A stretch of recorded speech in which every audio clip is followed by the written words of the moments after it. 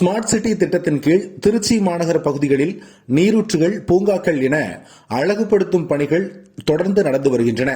இந்த திட்டத்தின் கீழ் பாலக்கரை, மேலப்புதூர், அரியமங்கலம் உள்ளிட்ட பகுதிகளில் உள்ள மேம்பாலங்களின் கீழ்ப்புறமாக பூங்காக்கள் அமைக்கப்பட்டு பராமரிக்கப்பட்டு வருகிறது.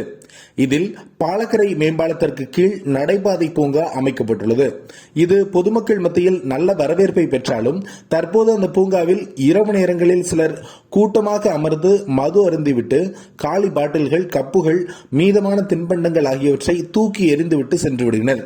இதன் காரணமாக பூங்கா முழுவதும் காலியான மது பாட்டில்கள், பிளாஸ்டிக் கப்புகள் நிறைந்து காணப்படுகிறது. சிலர் இரவு நேரங்களில் இந்த பூங்காவை இயற்கை உபாதை கழிக்கும் இடமாகவும் பயன்படுத்துகின்றனர். இதன் காரணமாக பூங்காவில் கடுமையான துர்நாற்றம் வீசுகிறது. பூங்காவில் உள்ள செடிகளும் காய்ந்து கிடக்கின்றன. மது பிரியர்கள் சிலர் மது அருந்திவிட்டு பூங்காவிலேயே படுத்து தூங்குகின்றனர். இரவு நேரத்தில் மின் விளக்குகள் இல்லாமல் இருள் சூழ்ந்து காணப்படுவதால் சமூக விரோத செயல்களும் அரங்கேறுகின்றன. இதன் காரணமாக இந்த பூங்காவிற்கு குடும்பத்துடன் யாரும் வருவதே இல்லை. மாநகர பகுதிகளில் உள்ள பிற பூங்காக்களிலும் இதே நிலைமைதான் உள்ளது.